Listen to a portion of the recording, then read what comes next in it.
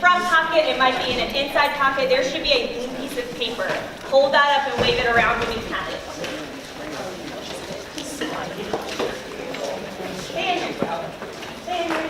Great. Okay, first step. We're not getting into the executive function yet. I need you to take this blue piece of paper, take your writing utensil, and think deeply for just a brief, like 30 seconds or so, and think about this sentence starter. I want my students to be able to, okay? Don't confine yourself to just this summer. Think like big picture, or you can think about this summer, and decide on one verb, just one. You could probably write down a lot, but choose one for now. I want my students to be able to, like, write that on your card. I'll give you about 30 seconds. This is like, no pressure. You can write down one of the first things that comes to mind.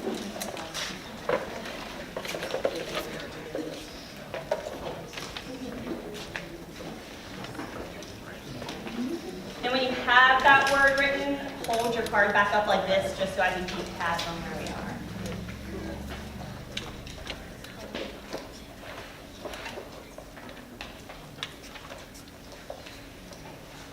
I want the students to be able to blank.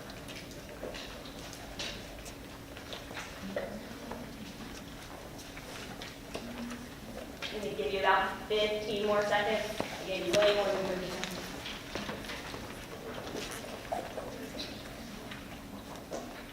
Finish writing your word in 5, 4, 3, 2, 1. Great. You can put your card down. Okay. There's a lot of people in this space, but I think it's important to kind of get these words out into the space, and so we're actually going to kind of like whip around, and I'm going to ask everyone to just say your word. You don't have to scream it. Don't whisper. Make it audible. But we'll start over here. Did y'all write words? Yeah. Okay, cool. We'll start over here and just say your word. Yeah. Engage. Absorb. Be engaged. Think. Understand. Probe. Reflect. Think. Dream. Critique. Explore. Problem solve. Think. Think for themselves. Create. Advocate. Communicate. Think. Explore. Communicate. Succeed. Enjoy. Think. Think. Like I say, love. I said feel confident, comfortable, and heard. Conquer their fears. Succeed. Expand. Dream, have fun, Be confident. succeed, accomplish, engage, Collaborate. Thrive. share their growth, advocate for themselves, Flourish. Investigate. Try. Be confident. fearless, Some pretty big aspirations. I would argue that we have the right people in this space to do that. We want our students to be able to do a lot of important things. They're full human beings. They already can do a lot of those things. However, they're adolescents, they're in middle school, they're in high school. They still have a lot to learn. And in order to be able to do those things, all of these things, at the end of the summer, at the end of high school, at the end of college, into their lives out in the real world, they have to keep growing. All of those things require skills, knowledge, and growth. And that's why you're here, because you're going to teach our students, right? You're going to teach them skills. You're going to help them grow the skills they already have. You're going to give them knowledge that helps them critique and helps them, a lot of people use the word think deeply and analyze material and dream big for themselves and bring those dreams to fruition. You're the right people to do it, and you're going to work really hard, and you're going to teach our students a lot of things, okay? Shifting gears and breaking it down a little bit, all those skills, knowledge that they need, they kind of break down, I think, into two different categories. So, you're going to teach our students content, and you're going to teach our students also the soft skills that they need to be successful. Now, these words are kind of small, but I think content, those are like the skills at the end of your lesson that you want your students to be able to do. The things that fall under the umbrellas of reading, writing, math skills, science concepts, history. It trickles into other things too, how to play the piano, how to dribble a basketball, how to use watercolors, how to harmonize, how to use Snapchat. Our kids are picking up skills. I don't know if they'll teach them how to use Snapchat. They definitely already know. But content is just skills, right? Things that you know how to do, okay? they're also the things you typically think about when you think about teaching in a classroom, right? I want my students to create like a 5-paragraph critical essay. I want my students to be able to analyze this system. I want my students to be able to fluently do the Pythagorean theorem and understand the concept behind that, right? That's what you think about. However, there is this whole bank of soft skills that are also just as necessary as those things, because it's the soft skills that kind of allow our students to show that knowledge. And when I say soft skills, I'm talking about organization, time management, thinking flexibly about problems, planning backwards to meet a goal, sticking with a task, checking work, asking for help. As people who have all been in classrooms before and have been in the world, you can probably nod and agree that these things are really important, right? They're arguably just as, if not more important, than knowing how to solve the Pythagorean theorem, right? And they really trickle sometimes a lot more into the real world. I haven't used the Pythagorean theorem in a really long time, but I have had to backwards plan and I have had to manage my time, okay? So, we're going to change terminology for a second. All these soft skills are now being called executive function skills. So if you hear that term, that's what we're talking about. We're talking about the organization, the backwards planning, all that good stuff. Can I see nods for people who have heard that term before? Yeah, it's a buzzword right now, but it's nothing new. It's just all of those soft skills. So the thing is, all of those skills need to be taught in the same way that we teach content standards. Students don't learn to organize like by osmosis overnight. Sometimes we think that they do, and sometimes with the systems that we've created and how school works, we expect that they're going to pick it up overnight. But it doesn't happen. It's a skill that needs to be practiced, and it needs to be learned, and it needs to be mastered. Same with backwards planning, same with thinking about things from multiple perspectives. They're standards to meet and objectives to meet, just like solving the Pythagorean theorem questions. So, I'm going to give you a brief overview of executive function, but this isn't everything. I'm going to come back later next week and talk a little more about it and talk about how you're going to really create some systems that do that in your classroom. But I want to give you a quick overview. I'm going to intentionally go through this very quickly because this isn't the actual focus of what we're going to do right now. The big 6 executive function skills are self-regulation, response inhibition, sequencing, flexibility, planning, organization. Research has shown that these are the big 6 skills that have the biggest impact on students in a classroom outside of those content standards, and the biggest impact on their success and their confidence in the classroom as well. So when we say executive function, these skills aren't actually correlated with intellect at all, but often they are a barrier for students and people to show that they have mastered something or to show that they understand something, because I can understand, if I have incredible thoughts and incredible vocabulary, but I struggle to organize those things into the essay that my teacher is asking me to write, my teacher might not see that, right? So, and that trickles into the real world too. So they're often the skills that we need to show those things. I'm not going to talk more about, y'all know what soft skills are. This is just the new buzzword for soft skills. Okay, that being said, we are going to focus on one right now, which is organization. I am a big believer in organization because structure matters a ton. Roller coasters aren't fun if they're sitting on the ground. They need a track underneath them. In the same way, your students aren't going to move. They're not going to grow unless you give them underlying systems and structures on which they can use all of that content. And the same holds true for you. And so we're going to start before we get into any of the fluffy stuff, any of the things you're going to learn over the next 2 weeks, and we're going to get organized. So you should have a binder, hold it up again. Beautiful, great. We're going to have binders. So we're going to use really 3 tools, 4 if you include binder. The first is dividers. Open up your binder. You should have 5 dividers. Hold up a 5 if you have 5. Just double check. Cool. Okay, this is where we're going to have to we're going to collaborate a little bit. So if you look under your chair, about every 4th or 5th chair should have the little tab dividers. Hold them up if you have them. Okay, if you have them, you have a special job. Your job is to punch them out and split them into groups of like 5 or 6 and pass them to people around you. Everyone, like, let's snap for them while they're doing that. Got it? Maybe it'll be a competition. Who can get theirs undone first? So I actually don't do I have a binder.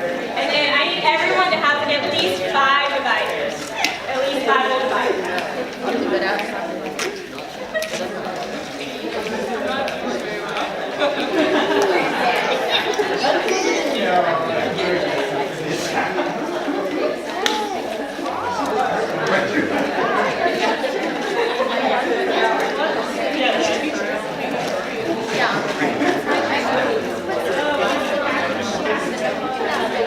There's great delegation happening over here. Sure. I don't want to use materials. What didn't give y'all dividers? Oh, I see. So, because you're gonna put stuff from orientation in it. Yeah, I got it. And so, like, what Alan is doing is like making the binder. Then when he goes home, he's just gonna put the stuff in there and bring the notebook first. Okay. Do you happen to have a couple extras?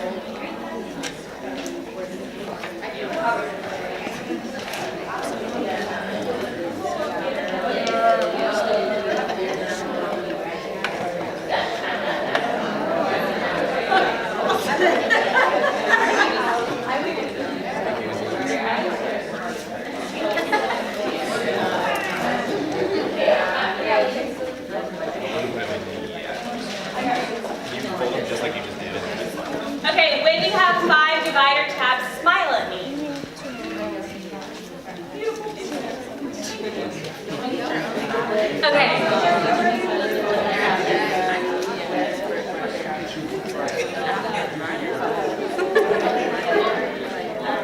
Okay, I'm gonna get your attention back up here in 5, 4, 3, 2, 1. Thank you. Okay. Here's the thing with organizations, and I believe this. Some people love organizing and like thrive when they have color-coded, multi-foldered, different layered, post-it noted things. If you're one of those people, raise your hand. Yeah, I'm one of them. There's always some of us. If you are someone that's like, please don't make me use a divider. Anyone bold enough to raise your hand? Like, yeah, that's fair. Okay, here's the deal.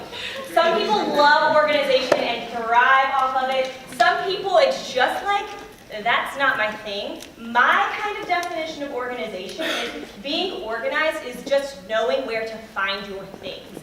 It does not mean that you have to use Post-it notes and highlight different colors. It means I know where to find my things, okay? We are going to create a baseline system that we're all using to organize kind of your teacher resource bank this summer. For those of us that are like, don't give me a divider, I want to sort through this whole stack of papers to find the thing that I need, which there are some of us, I've been that person before in my life. We're going to work really hard to maintain this system. It's going to be pretty simple. For those of you that are like, give me your Post-its, I want like the pocket folder, I want an accordion folder that's also hole punched so I can put it in here and have each class period labeled. Great. You can make this system as complicated as you want it to be. After this, you can add dividers, you can do whatever you want, but we're going to use the same baseline system, okay? So for your training materials, we're going to ask you to put 5 different sections in your binder. Again, if you want to add more later and like really micro-organize yourself, go for it. But start with these 5. The student U plus Y. 2, the LP stands for lesson planning and instruction, but these tab dividers are small, so like abbreviate how you want. Classroom environment, logistics and HR paperwork, and then always another section. So get those written, put them in your little dividers, and then we'll move on. Okay, if you're finishing up the last few, keep putting them in. In these tab dividers and in this binder, this is going to be the home for all of your training materials and all of the teaching resources that you're going to get over the next few weeks and into the summer. So during the summer, you'll go to professional development, you'll go to faculty meetings, you're going to keep getting really helpful and important information. This binder should be your best friend. Hug it, pick it up, hug it. Pick it up and hug it. It's your best friend. It's going to keep all of the things that you need. Anytime you're like, man, what was that thing that Scott was talking about? It was a really cool idea for a group structure. And you're like, oh man, I can just go to the lesson planning and instruction tab and I know that it's there, okay? Keep this. So you'll bring this to faculty meetings in the summer. You'll bring it to professional development. Hopefully you'll just hug it all day long and walk it around with you so you have the things you need. And it should be your go-to place for keeping and finding information. Now, that begs the question, what happens when I don't have time to open up that binder and put my hole punched piece of paper in the third tab? Or even more realistically, what happens when I'm rushing out somewhere and I have a piece of paper that's not hole punched? Because the natural option is I either leave that piece of paper on the table, or I stick it in the front pocket, and all of a sudden there's 45 pieces of paper there, or I just shove it in the binder, don't put them anywhere, and it falls out. Well, lucky for you, you're going to have a dump folder. Okay, dump, not meaning trash, but things for later. So, on the ends, right here and right here, there should be a big stack of white two-pocket folders. People on the ends, take one and pass it, and when you get your dump folder, I want you to put it on top of your divider, so it's the first thing in your folder. So take one, pass it. I'm going to keep talking about it while you're passing it around. The biggest trap for organization is being crunched for time and not having time to put your things where they're supposed to go. That's really normal. What matters is having a way to catch that. So this is your dump folder. It's things for later. It's things that you either don't know where to put them yet, or you're running out of a meeting, or someone hands you a piece of paper and you don't know where to put it. It goes in your dump folder, okay? Things don't live in your dump folder forever. Nothing should be in your dump folder forever. These are things for later. About once a week, you should be dumping your dump folder and making sure things go where they're supposed to be, okay? This is also a really helpful system for students too, is having a two-pocket folder, and we're going to talk about that later next week. But this is a lifesaver. It has a sheet protector in it. You can go ahead and pull out the sheet protector, but you don't need it yet. But get that two-pocket folder in the front of your binder so that it is easy access.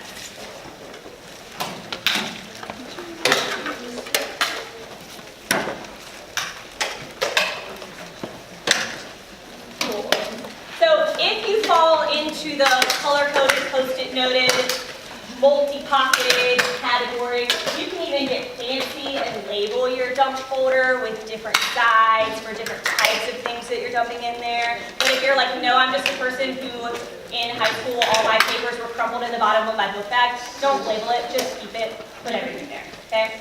When your dump folder is in your binder, hold your binder on your head. Don't balance it, hold it. There. Great. Or you can balance it if you can, which Sonia is doing a great job. Okay, sweet. The third thing is your sheet protector, and it should have been in your dump folder. Go ahead, put your sheet protector in your binder. We actually want it on top of the dump folder. In your sheet protector is going to go a very important piece of information. It is going to be the whole schedule for orientation. Every session you're going to, it's kind of like the syllabus. So this is where I need people to be really good at following instructions. Pause the binder clips and look at me. I should hear nothing really. Okay, the syllabus or the training schedule is 2 pieces of paper. So we're going to pass these around, and you're going to take how many pieces of paper? 2. And just give it a quick eye and double check that you're getting the right pieces of paper, and then pass it on to the next person. So we'll get 2 moving around. Keep this in your sheet protector, because sheet protectors take care of things that are important and things that you're going to look at a lot. So the first page should say Monday, June 4th. Page 2 should say Monday, June 11th.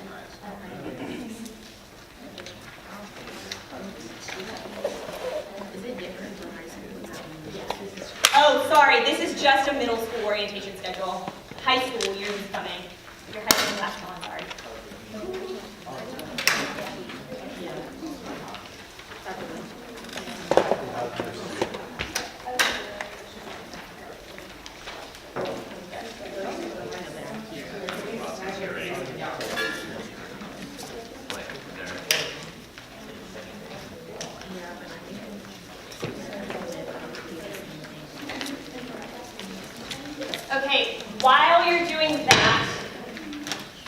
Those are coming from this way. I'm going to start on the inside and ask everyone to take just a few sheets of notebook paper so that you have some blank paper in your binder too. You can put it anywhere you want. It's up to you. But I'll start with Justice and Bria. Take like a few sheets and cast on. There are extra organizational materials over here. So there are extra sheet protectors, extra dividers. If you already know 17 other things you want to do this binder to organize it, you can use anything on that table.